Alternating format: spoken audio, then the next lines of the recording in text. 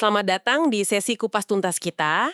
Hari ini kita mau ngobrolin soal pemasaran. Sesuatu yang, kalau kita sadar ada di mana-mana ya. Betul banget. Tiap hari kita lihat iklan, promo, ya kan? Iya, penataan barang di supermarket, notifikasi di HP Anda, semua itu kan dirancang ya buat bentuk persepsi kita soal produk, jasa, bahkan ide. Dan yang seru, perubahannya itu cepet banget. Nah, itu dia. Apalagi zaman digital gini. Rasanya strategi kemarin, hari ini udah kudu diupdate lagi. Bener nggak? Setuju, setuju. Dinamis sekali memang. Nah, sumber kita kali ini intisari dari buku yang penting banget ya. Prinsip-prinsip pemasaran. Pasti pada tahu kan? Philip Kotler, maestronya nih. Oh, Kotler, iya. Buku wajib itu. Betul. Jadi misi kita nih mau menyajikan intisari terpenting dari pemikiran Kotler ini khusus buat Anda. Mau Anda lagi belajar atau udah profesional atau ya sekedar penasaran aja gimana sih bisnis bekerja. Wah, ini relevan banget. Semoga nambah perspektif lah. Tepat sekali. Dan intinya nanti, yang mau kita garis bawahi itu soal pergeseran cara mikir pemasaran ya. Fundamental banget. Pergeseran gimana tuh? Kalau dulu kan, mungkin fokusnya lebih ke gimana cara jual barang yang udah kita buat, gitu.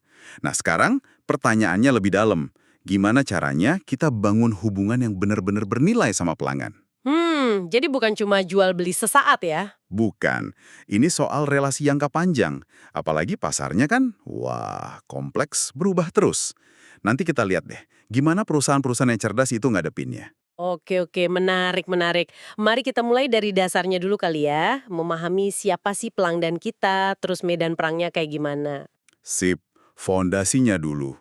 Konsep paling dasar nih, bedanya konsep penjualan sama konsep pemasaran. Kedengerannya mirip, tapi wah, filosofinya beda jauh. Iya, sering ketukar padahal beda banget. Konsep penjualan itu ibaratnya gini, kita udah bikin produk bagus nih. Tugas kita ya jual sebanyak-banyaknya. Fokusnya di produk, targetnya jangka pendek, pokoknya laku. Sementara konsep pemasaran itu logikanya dibalik. Mulainya bukan dari pabrik, tapi dari pasar. Oh, dari luar ke dalam gitu ya? Betul. Pertanyaannya, apa sih yang beneran dibutuhin sama pasar? Masalah apa yang bisa kita bantu? Udah ketemu jawabannya, baru perusahaan rancang produk dan strateginya. Fokusnya jadi 180 derajat beda ke pelanggan dan kebutuhan mereka. Ini penting banget nih bedanya. Paham. Nah, terus ada 5 pilar nih katanya soal konsep pelanggan dan pasar. Pertama, kebutuhan, keinginan, sama permintaan. Oke, Kebutuhan itu kan dasar ya, kayak lapar, haus. Kalau keinginan itu bentuk spesifiknya. Misal pengen makan sate ayam gitu. Nah, permintaan itu baru keinginan yang didukung dompet. Ada daya belinya. Pemasar nggak bikin kebutuhan dasar, tapi mencoba bentuk keinginan sama permintaan. iya mempengaruhi preferensi ya. Kedua itu tawaran pasar. Ini luas banget, nggak cuma barang fisik. Oh iya, contohnya apa aja? Bisa jasa, kayak konsultasi, bisa pengalaman, liburan unik misalnya. Orang juga bisa jadi tawaran pasar loh, konsultan ahli gitu, tempat, destinasi wisata. Bahkan ide, kayak kampanye sosial. Emirates misalnya, kan nggak cuma jual terbangnya, tapi pengalaman premiumnya itu. Bener juga. Ketiga, nilai dan kepuasan. Pelanggan kan pinter ya, pasti nimbang-nimbang manfaat sama biaya. Pilih yang nilainya paling oke buat mereka. Kepuasan ini jadi kunci biar mereka balik lagi. Loyalitas, ya. Keempat, pertukaran dan hubungan. Intinya sih pertukaran nilai, tapi tujuannya bukan cuma sekali transaksi kelar. Justru bangun hubungan terus-menerus yang saling untung. Oke. Yang kelima? Kelima, ya pasar itu sendiri. Kumpulan semua pembeli yang udah beli atau yang potensial. Ngerti dinamika pasar ini, wah krusial banget. Nah, ngomongin memahami pelanggan, di era digital ini kan ada istilah keren tuh, big data. Ah iya, big data. Ini nih, tantangan sekaligus peluang gede banget. Contoh paling gampang ya Netflix. Oh iya, Netflix. Gimana tuh mereka pakainya? Mereka kan analisis tuh. Anda nonton apa, kapan di-pause, apa yang di-skip. Dari situ, mereka bisa kasih rekomendasi film atau serial yang rasanya pas banget sama selera Anda.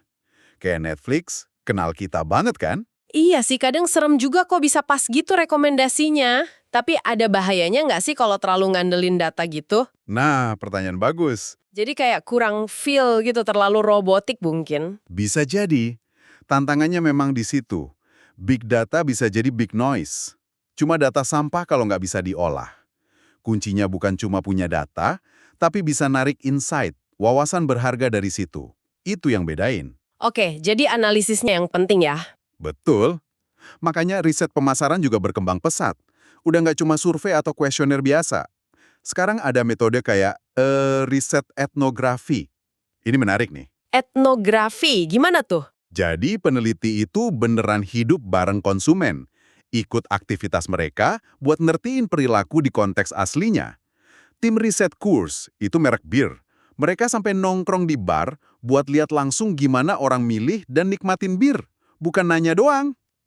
Wah, niat banget ya, sampai ikut nongkrong. Iya, biar dapat pemahaman yang asli kan. Ada juga social listening, mantau obrolan orang-orang di medsos, di forum.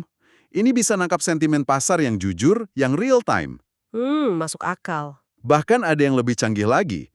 Campbell Soup, merek sup itu, katanya pakai riset neuroscience. Mereka pelajari respons otak bawah sadar konsumen pas lihat kemasan atau iklan. Tujuannya ya itu tadi, gali pemahaman lebih dalam lagi yang kadang konsumen sendiri nggak bisa ngomongin. Wow, sampai ke otak segala. Ini nunjukin banget ya pentingnya ngertiin konsumen lebih dari sekedar umurnya berapa, tinggal di mana. Hidup, kelas sosial, kepribadian. Ada contohnya nggak? Ada. Shinola, merek jam sama barang kulit dari Detroit itu. Mereka nggak cuma jual barang bagus, tapi jual cerita. Cerita soal keaslian, tahan banting, kebanggaan lokal, authentic, built in Detroit. Mereka jual identitas. Itu kena banget ke segmen tertentu. Oh, jadi nyentuh ke nilai-nilai personal gitu ya? Iya, atau lihat Gazelle, produsen sepeda dari Belanda. Mereka punya macam-macam sepeda buat segmen gaya hidup yang beda. Ada buat yang tiap hari ngantor, praktis. Ada juga yang modelnya lebih wah, katanya dipakai keluarga kerajaan juga. Beda segmen, beda produk. Paham. Selain gaya hidup, ada lagi? Ada segmentasi perilaku. Ini ngelompokin orang berdasarkan pengetahuan mereka soal produk, sikapnya gimana, cara pakainya, atau responsnya ke produk itu. Contohnya? Paling gampang ya loyalitas merek. Ada kan? Fansnya Apple garis keras, rela nginep depan toko. Tapi ada juga yang gampang pindah merek kalau ada yang lebih murah. Nah, ngertiin pola perilaku gini penting buat bikin strategi yang pas. Oke, jadi setelah kita ngerti banget nih siapa pelanggan kita, maunya apa, langkah berikutnya ya gimana kita bikin dan kasih nilai yang dijanjikan itu. Nah, bener banget. Disinilah masuk rangka klasik 4P itu. Product, Price, Place, Promotion. Ini kayak resep dasar pemasar lah. Oke, kita bedah satu-satu ya. Mulai dari produk atau produk. Ingat ya, ini nggak cuma barang fisik.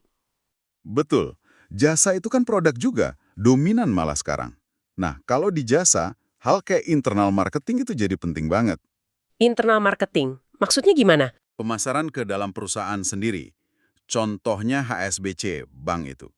Mereka perlu mastiin karyawannya nggak cuma jago, tapi juga semangat kasih layanan bagus. Kenapa? Karena karyawan itu bagian dari produk jasa banknya. Muka perusahaan kan? Oh iya, benar. Terus selain jasa? Pengalaman juga bisa jadi produk utama. LL Bean, toko outdoor itu, mereka ubah toko jadi kayak tempat petualangan. Ada pancat tebing, ada kolam buat coba kayak, jadi nggak cuma jual jaket atau sepatu, tapi pengalaman outdoornya itu. Keren juga idenya. Dan tentu saja, merek atau brand. Ini bukan cuma logo atau nama ya, merek itu persepsi, janji, reputasi yang hidup di kepala konsumen. Nah, ini nih, eksperimen pemain biola Joshua Bell yang main di stasiun kereta bawah tanah, itu kan contoh bagus ya. Jago banget mainnya, tapi karena nggak ada merek konser hall, orang cuek aja. Persis. Beda cerita kalau dia main di Carnegie Hall kan. Mereka kayak Rolex juga gitu. Mereka jual lebih dari jam. Yang dijual itu simbol sukses, eksklusivitas. Itu namanya brand equity, kekuatan merek. Terkait produk, kualitas juga penting kan? Oh jelas, ada dua dimensi nih. Tingkat kualitas, itu soal fitur dan performa. Sampai konsistensi kualitas, artinya bebas cacat sesuai standar. Nah, yang menarik soal konsistensi ini, Gimana tuh? mobil ekonomis kayak Chevrolet, Itu bisa jadi sama berkualitasnya soal konsistensi sama Rolls-Royce. Loh kok bisa? Ah iya, gimana ceritanya? Ya dalam arti, keduanya sama-sama konsisten memenuhi janji spek di kelas harganya masing-masing. Chevrolet konsisten murah dan iritnya, Rolls-Royce konsisten mewah dan halusnya. Sama-sama sesuai janji. Itu conformance quality. Ah, oke, paham. Nah, produk udah oke nih. Pertanyaan berikutnya kan, harganya berapa? Masuk ke price atau harga. Baru, basisnya nilai pelanggan. Customer value based pricing. Betul, ada dua strategi utama di sini. Pertama, good value pricing. Itu gimana? Itu nawarin kombinasi kualitas sama layanan yang pas dengan harga yang fair. Contohnya Spirit Airlines, maskapai itu, punya Bear Fare. Bayar murah buat terbang aja, mau bagasi, mau pilih kursi, ya nambah lagi bayarnya. Fokusnya di harga terjangkau. Oke, jadi apa yang kamu bayar itu yang kamu dapat. Satunya lagi? Satunya lagi value added pricing. Nah kalau ini kebalikannya. Perusahaan nggak fokus nekan harga, malah nambahin fitur atau layanan ekstra biar bisa jual lebih mahal. Contohnya? Kasur Sleep Number 2. Harganya lumayan kan? Tapi mereka kasih teknologi pelacak kualitas tidur. Bisa atur keras empuknya kasur. Mereka tandingannya bukan di harga murah, tapi di nilai tambah unik itu. Jadi jual fitur lebih ya. Ada strategi harga lain yang menarik? Ada. Target costing. Ini pinter nih. Caranya dibalik. Perusahaan tentuin dulu harga jual ideal yang pasar mau. Baru dari situ, mereka desain produk dan prosesnya biar biayanya bisa masuk ke target harga itu. Wah, jadi harga nentuin produk, bukan sebaliknya. Iya, Honda Fit katanya pakai pendekatan ini. Fokusnya irit dan terjangkau dari awal banget. Ada juga penetapan harga dinamis, dynamic pricing. Ah, ini yang harga tiket pesawat atau hotel suka berubah-ubah itu ya? Nah, itu dia. Amazon juga sering pakai. Harganya bisa beda tergantung permintaan, waktu beli, atau mungkin profil kita sebagai pembeli. Tapi ya, ini ada tantangannya juga. Apa tuh tantangannya? Bisa memicu perang harga. Atau kalau nggak transparan, pelanggan bisa ngerasa nggak adil kan? Kepercayaan bisa rusak. Bener juga. Oke, P ketiga. Place atau tempat. Tapi sekarang kayaknya lebih pas disebut distribusi ya? Atau jaringan penyampaian nilai. Betul, value delivery network. Udah bukan cuma soal mindahin barang dari A ke B, ini soal bangun sistem, melibatkan supplier, distributor, sampai akhirnya pelanggan. Bareng-bareng nyiptain dan nyampein nilai. Jalurnya gimana aja tuh? Bisa langsung ke konsumen, direct to consumer, kayak asuransi Geico, atau Dell dulu awal-awal jual komputer. Lewat telepon atau online gitu ya? Iya. Atau yang lebih umum, ya lewat perantara. Grosir, retail. Nah, yang lagi ngetren sekarang kan omni-channel retailing. Omnichannel. Maksudnya? Itu ngegabungin pengalaman belanja online sama offline jadi satu, mulus gitu.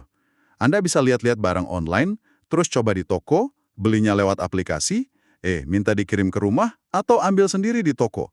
Kayak fitur pick up di Walmart gitu. Batas antar kanal udah makin tipis. Oh iya, sering lihat tuh sekarang. Bisa pesan online, ambil di toko. Praktis juga ya.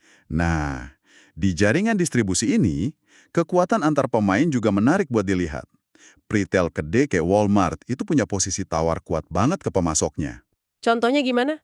Ya, mereka bisa nekan harga beli, atau nentuin barang mana yang dipajang di depan. Negosiasi sama Clorox misalnya, itu bisa alot. Ini nunjukin pentingnya ngelola hubungan di jaringan ini. Dan selalu ada potensi pengganggu ya di distribusi ini? Oh ya, disrupsi. Lihat aja Uber gimana ngubah industri taksi. Atau platform streaming musik geser jualan CD. Place atau distribusi ini area yang terus-terusan berubah, banyak inovasi, tapi ya tantangannya juga banyak. Oke, nah ini P terakhir dan yang paling sering kita lihat nih, promotion atau promosi. Gimana perusahaan ngomongin nilai produknya dan bangun hubungan sama kita, konsumen? Dan di era sekarang ini, fokusnya geser banget. Udah bukan cuma pasang iklan gede-gedean, tapi lebih ke bangun keterlibatan yang dalam. Keterlibatan, maksudnya? Iya, masuk ke era customer engagement marketing. Pemasaran keterlibatan pelanggan. Tujuannya bukan cuma nyetop kita pakai iklan, tapi bikin merek itu jadi bagian dari obrolan dan hidup kita. Gimana caranya? Bisa bikin konten yang relevan, bisa fasilitasi ngobrol antar pelanggan, atau ngelibatin mereka pas bikin sesuatu.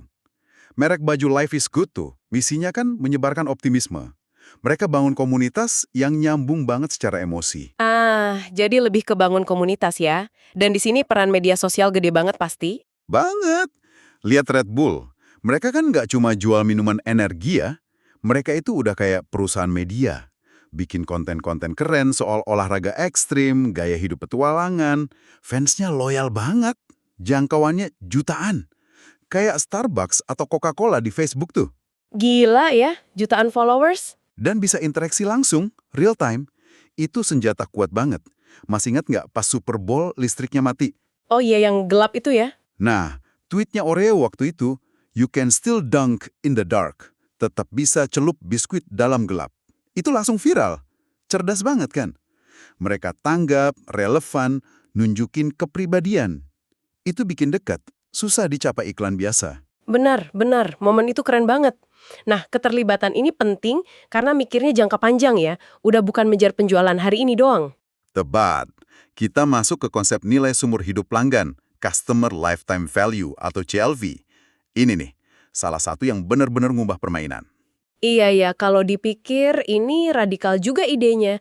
Nggak cuma mikir transaksi sekarang. Banget. Fokus ke CLV ini bikin cara pandang beda drastis. Contohnya, toko kelontong Stu Leonardis. Aturan nomor satunya kan, pelanggan selalu benar. Aturan nomor 2, kalau pelanggan salah, baca lagi aturan nomor 1. Iya, pernah dengar itu. Mereka mungkin kelihatannya rugi dikit di satu transaksi, tapi mereka mikirin potensi untung ribuan dolar dari pelanggan yang setia seumur hidupnya. Itu baru mikir panjang. Estimasi CLV ini bantu perusahaan mutusin, worth it nggak sih keluar duit segini buat dapetin dan nahan pelanggan ini? Tujuannya jadi bangun aset ya, namanya ekuitas pelanggan. Customer equity? Total gabungan semua nilai seumur hidup pelanggan perusahaan. Yang sekarang ada, sama yang potensial nanti. Ini kayak nilai dari semua pelanggan Anda. Amazon Prime itu contoh bagus banget buat bangun ini. Gimana tuh Amazon Prime? Kan bayar langganan tahunan, dapat macam-macam benefit, kayak ongkir gratis cepat. Hasilnya, pelanggan Prime nggak cuma lebih loyal, tapi riset bilang mereka belanjanya jauh lebih banyak dari yang non-Prime. Amazon berhasil ngunci loyalitas dan naikin share of customer-nya. Pinter banget. Oke. Dan ini semua nggak bisa cuma kerja anti marketing aja kan? Nggak bisa. Perlu juga manajemen hubungan mitra, partner relationship management. Sukses itu butuh kerja bareng. Pertama sama mitra internal. Internal, maksudnya? Ya semua departemen di dalam perusahaan, dari R&D, produksi, sampai CS, semua harus punya mindset ngelayanin pelanggan. Kedua, ya sama mitra eksternal. Supplier, distributor, agensi iklan, semua harus sejalan di jaringan penyampaian nilai itu. Ada contoh bagus nggak soal kolaborasi ini? Ada tim Customer Business Development atau CBD dari P&G. Mereka itu nggak cuma jual barang ke retail gede kayak Walmart. Enggak, tim CBD ini kerja deket banget sama Walmart. Bantu ngelola kategori produknya, bikin promo di toko, bahkan saling bagi data dan insight. Wah, sampai segitunya ya? Kayak partner beneran? Iya, kemitraan strategis. Tujuannya biar produk P&G laku keras di rak Walmart. Kan untungnya buat berdua juga akhirnya. Ini level kolaborasi yang dalam banget. Mengingat pasar terus berubah, adaptasi dan lihat ke depan jadi kunci ya. Banget. Salah satu motornya ya inovasi produk baru. Buat banyak perusahaan, produk baru itu nyawa. Tapi ya risikonya gede juga, banyak yang gagal kan? Contoh inovasinya gimana? Perusahaan teknologi kayak Samsung, mereka terus dorong inovasi.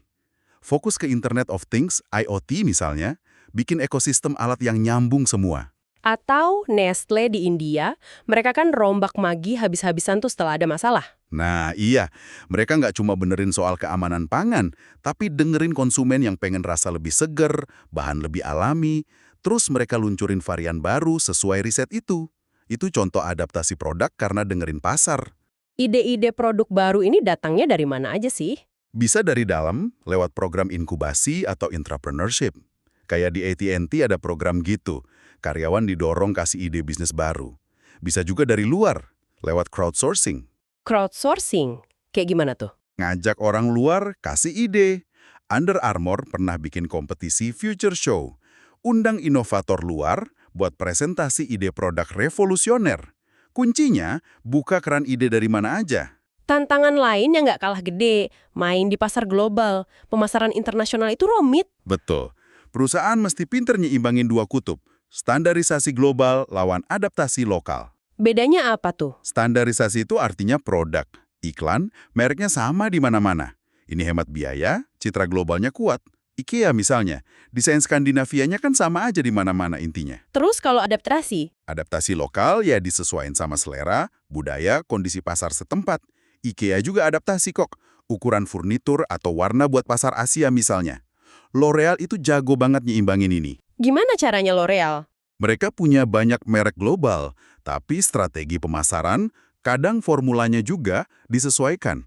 Maybelline, kan citranya New York gitu ya, tapi kampanye sama pilihan warnanya bisa beda di tiap negara. Wah, detail juga ya. Emang ngerti budaya lokal itu penting banget berarti. Krusial, salah dikit bisa fatal. Marks and Spencer di Arab Saudi misalnya, manekinnya harus tanpa kepala atau ditutupin kepalanya.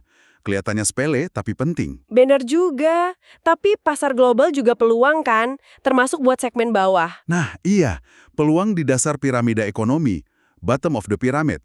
Konsumen berpenghasilan rendah di negara berkembang, ini bukan soal jual barang murahan jelek ya, tapi inovasi, bikin solusi yang terjangkau dan relevan. Ada contohnya? P&G di Nigeria, mereka bikin Pampers sekali pakai buat malam hari, dijual satuan. Harganya murah banget. Itu jawab kebutuhan spesifik pasar di sana pakai inovasi model bisnis. Keren itu. Nah, di tengah semua strategi ini, ada satu lapisan lagi yang makin kenceng gaungnya. Pemasaran berkelanjutan dan etika. Ah, iya. Ini makin penting sekarang. Tanggung jawab sosial, lingkungan, udah bukan cuma pemanis atau program CSR doang, tapi jadi inti strategi bisnis. Kenapa jadi makin penting? Ya karena konsumen, karyawan, investor makin nuntut. Perusahaan nggak boleh cuma cari untung, tapi mesti kasih dampak positif juga buat masyarakat dan bumi. Contohnya gimana? Unilever punya rencana hidup berkelanjutan yang ambisius banget. Atau Ben & Jerry's, es krim itu, punya misi 3 bagian, produk, ekonomi, sosial. Mereka sebut kemakmuran bersama. Bahkan restoran kayak Elevation Burger fokus ke daging organik, praktik berkelanjutan, udah masuk kemana-mana tren ini. Tapi di sisi lain pemasaran kan sering dikritik juga ya. Nggak bisa dipungkiri, isu kayak harga kemahalan gara-gara biaya iklan, praktek nipu atau sesatin konsumen, jualan yang maksa banget, sampai tuduhan bikin produk sengaja cepat rusak biar orang beli lagi. Planned obsolescence ya istilahnya. Betul. Itu semua sisi gelapnya yang mesti diwaspadai. Makanya etika pemasaran itu penting banget. Jadi bukan cuma soal patuh hukum ya. Bukan cuma itu, tapi soal melakukan apa yang benar dan adil. Banyak perusahaan sekarang bikin kode etik internal yang jelas buat panduan. SC Johnson misalnya, terkenal komit banget soal transparansi bahan baku, praktik bisnis etis. Ini soal bangun kepercayaan jangka panjang sama semua pihak. Jadi kalau kita tarik benang merahnya nih, dari semua obrolan kita soal prinsip-prinsip pemasaran ini, kelihatan banget ya pergeserannya. Iya, jelas polanya. Dari yang cuma jual produk, jadi bangun hubungan pakai nilai. Dari ngomong satu arah, jadi dialog dan ngelibatin pelanggan. Dari mikir lokal doang ke tantangan dan peluang global. Terus dari cuma mikir untung ke untung yang berkelanjutan dan tanggung jawab sosial etis. Wah, kompleks ya pemasaran modern ini. Kompleks, dinamis, tapi ya itu, banyak banget peluang kreatifnya. Nah, yang menarik buat Anda renungkan sekarang mungkin gini. Gimana semua prinsip ini relevan buat Anda pribadi? Maksudnya? Coba pikir deh. Gimana pemahaman soal segmentasi psikografis tadi misalnya bisa bantu Anda komunikasi lebih efektif di kerjaan? Atau gimana sadar soal strategi value added pricing bisa bikin Anda jadi konsumen yang lebih kritis pas belanja? Bener juga ya. Terus, kalau ya tren kayak otomatisasi, personalisasi yang makin dalam, tuntutan soal sustainability yang makin kuat, kira-kira wajah pemasaran 5 atau 10 tahun lagi bakal kayak gimana menurut Anda? Wah, pertanyaan bagus tuh buat dipikirin. Dan mungkin dari semua contoh tadi, entah itu datanya Netflix, caranya P&G di Nigeria, filosofinya Stu Leonards, atau komitmen sosialnya Ben & Jerry's, ada nggak sih satu ide atau praktik yang paling klik, atau malah bikin Anda kaget? Apa satu hal yang bakal Anda bawa pulang dari obrolan kita kali ini? Pertanyaan-pertanyaan ini mungkin nggak ada jawaban pastinya ya, tapi semoga bisa jadi bahan refleksi lah ya. Betul. Terima kasih banyak sudah meluangkan waktu Anda buat nyelam bareng kita di dunia pemasaran yang kaya ini. Semoga wawasan dari Kotler ini kasih perspektif baru dan ada manfaatnya ya. Sampai ketemu di pembahasan mendalam kita selanjutnya.